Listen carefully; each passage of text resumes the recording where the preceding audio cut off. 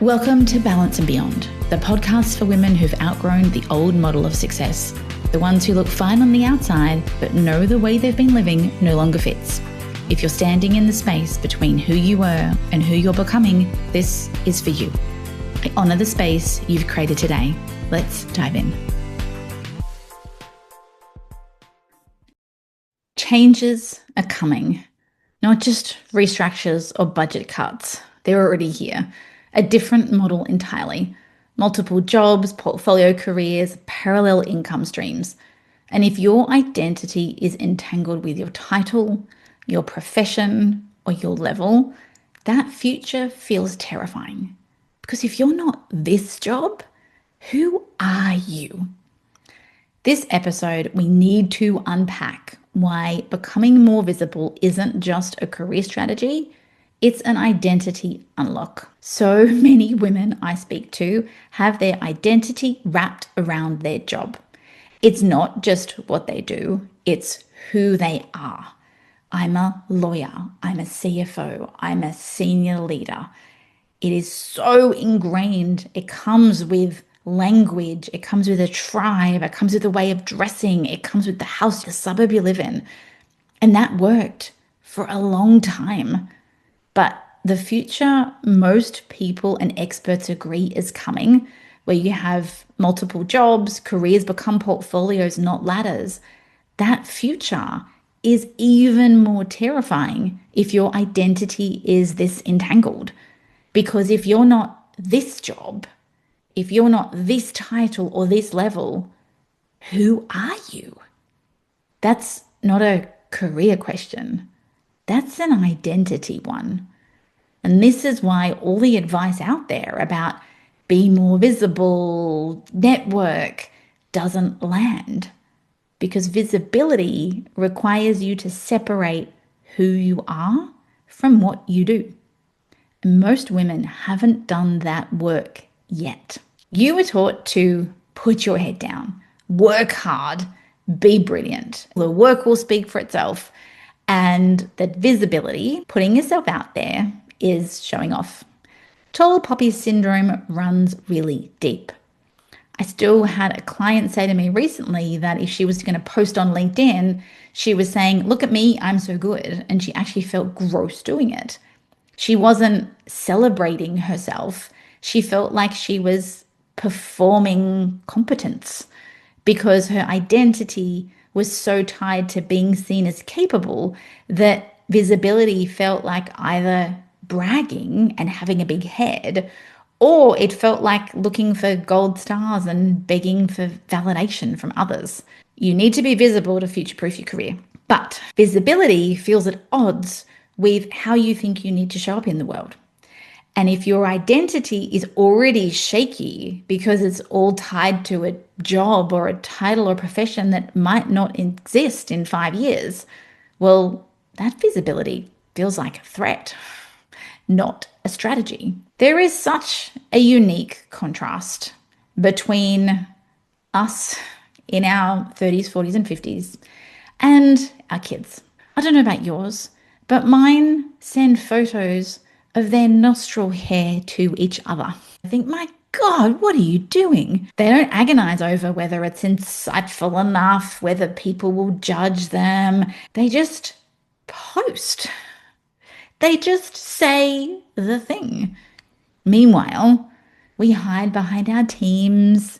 We make sure that we're putting them out there and it was a team effort. We worry about what people think.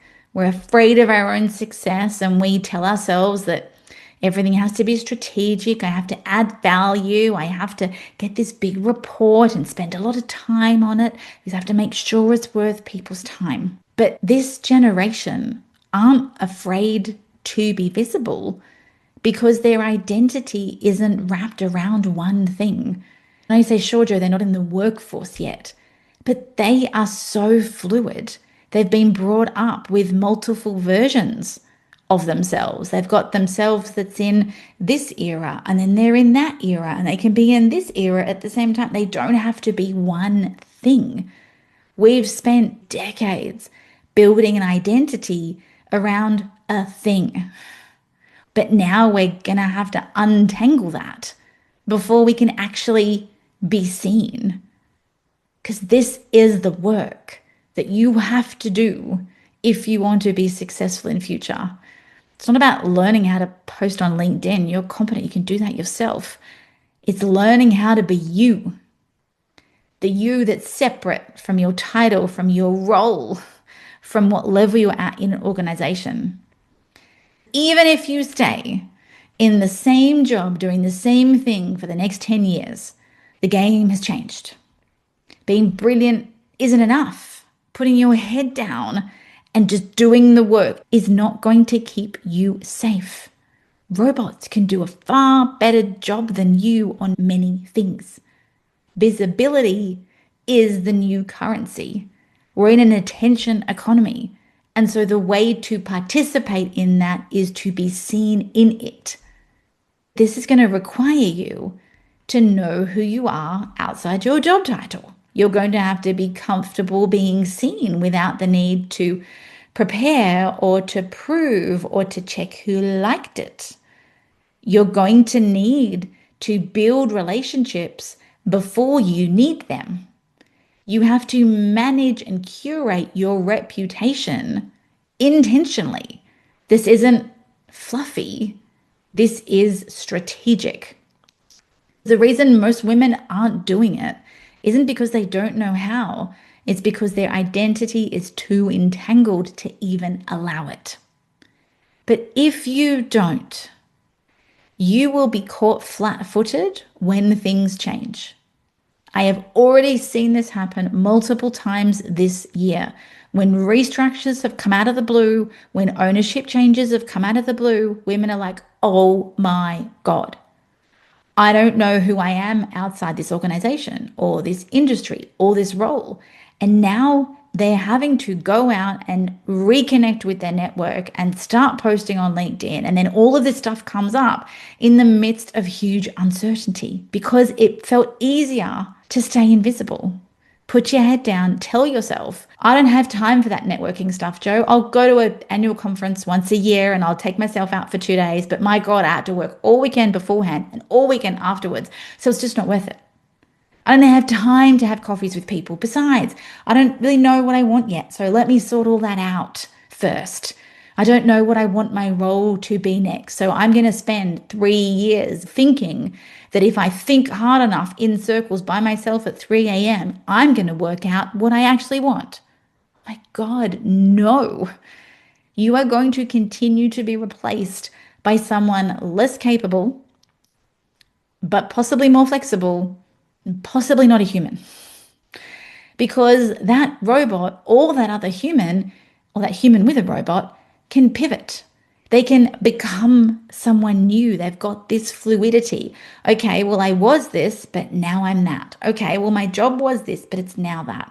We've all had to be fluid over the last couple of years. As COVID taught us anything, it was that jobs in the world can just change overnight. Pivot becomes a word that is just used to death. But if your identity is so entrenched to your career, you're going to have no ability to pivot.